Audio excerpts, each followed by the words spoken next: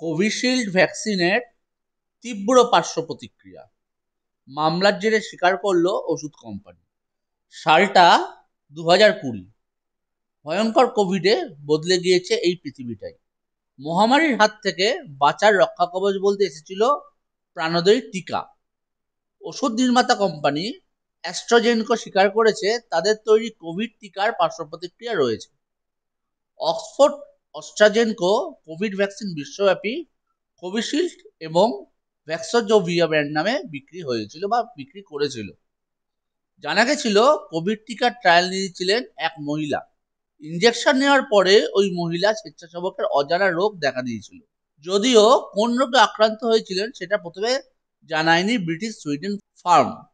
এরপরে 2023 সালে অস্ট্রাজেনোর বিরুদ্ধে মামলাটি দায়ের করেছিলেন জেমি স্কট নামে এক ব্যক্তি।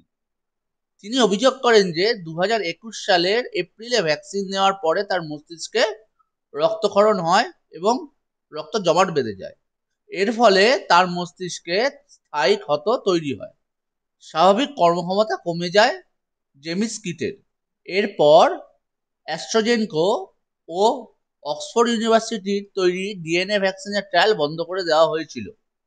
ব্রিটিশ সুইডিশ ফার্ম মানতে চায়নি যে তাদের টিকায় গলদ আছে। কিন্তু এতদিন পরে ফের জানা গেছে অ্যাস্ট্রাজেনেকার তৈরি টিকা, ভারতে যার নাম কোভিশিল্ড, সেই টিকার ডোজ বিরল রোগ হওয়ার সম্ভাবনা আছে। গত ফেব্রুয়ারি অস্ট্রাজেনেকা আদালতে একটি নথি জমা দেয়। সেখানে তারা স্বীকার করেছে যে তাদের তৈরি কোভিড ভ্যাকসিনের কারণে খুব বিরল টিটিএস এর ঘটনা ঘটতে পারে। টিটিএস এর পুরো অর্থ হলো থ্রম্বোসাইটোপিয়া সিনড্রোম।